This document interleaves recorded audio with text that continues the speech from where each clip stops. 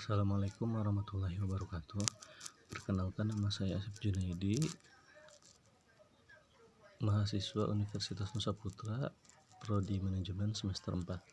Di sini saya akan sedikit memaparkan mengenai materi desentralisasi dan akuntansi pertanggungjawaban mata kuliah akuntansi manajemen. Pertama, pengertian desentralisasi, yaitu suatu situasi organisasi di mana dalam pembuatan keputusan tidak hanya dilakukan oleh pimpinan puncak, tetapi melibatkan juga bawahannya. Kemudian unit usaha diberi kewenangan untuk mengambil keputusan sesuai dengan kapasitasnya. Keunggulan desentralisasi. Yang pertama, manajemen puncak terbebas dari pekerjaan operasional. Yang kedua, memberi kesempatan dan kepercayaan manajer bawah. Ketiga, memberi tanggung jawab dan kewenangan manajer bawah sampai meningkatkan motivasi. Yang keempat, manajer bawah mempunyai informasi yang rinci. Yang kelima, memudahkan evaluasi kinerja bawahan. Kelemahan desentralisasi. Yang pertama, manajer bawah kurang memiliki informasi yang menyeluruh tentang organisasi.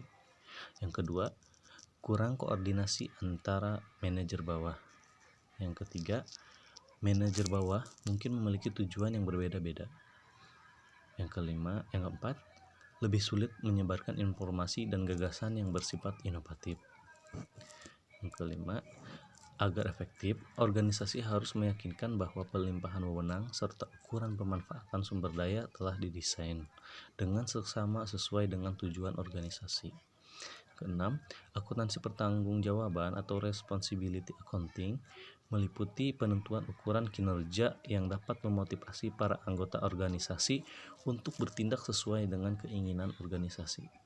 Yang ketujuh, ukuran kinerja manajerial hendaknya memfleksibelkan pelimpahan wewenang dan tanggung jawab. Akuntansi pertanggungjawaban, yaitu suatu sistem evaluasi kinerja para manajer yang didasarkan atas aktivitas di bawah supervisi manajer yang bersangkutan. Pusat pertanggungjawabannya yaitu responsibility center atau suatu bagian, segmen, atau subunit dari organisasi yang dipimpin oleh seorang manajer yang bertanggung jawab.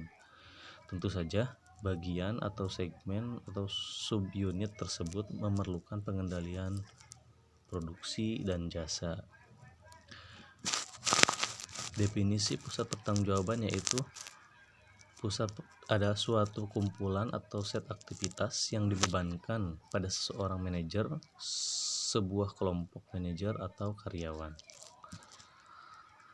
Pusat pertanggungjawaban responsibility kerap dimanfaatkan untuk mengidentifikasi bagian mana dari organisasi yang memiliki tanggung jawab terbesar untuk setiap tujuan organisasi dengan cara mengembangkan ukuran kinerja dan target yang wajib dicapai, termasuk desain sistem pelaporan.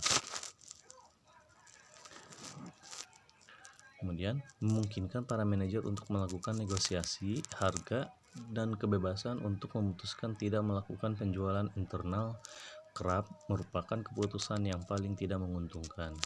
Kemudian, namun bagaimana dalam desentralisasi adalah penting untuk membiarkan para manajer mengambil keputusan adalah bagian dari proses pembelajaran. Tipe-tipe pertanggungjawaban yaitu pusat biaya atau cost center, yang kedua pusat laba atau profit center, ketiga pusat penjualan atau revenue center, yang keempat pusat investasi yaitu investment center.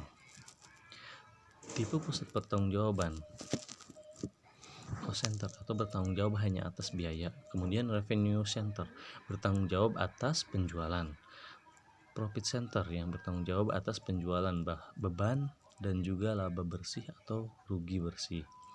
Kemudian investment center bertanggung jawab atas pendapatan, beban, laba atau rugi dan investasi yang dilakukan oleh pusat pertanggungjawaban.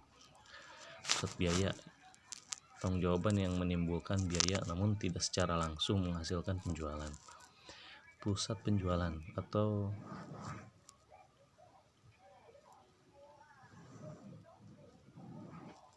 revenue center. Ini dibebani tanggung jawab untuk melakukan penjualan setinggi mungkin. Profit center adalah pusat pertanggungjawaban yang bertanggung jawab atas seluruh beban dan penjualan.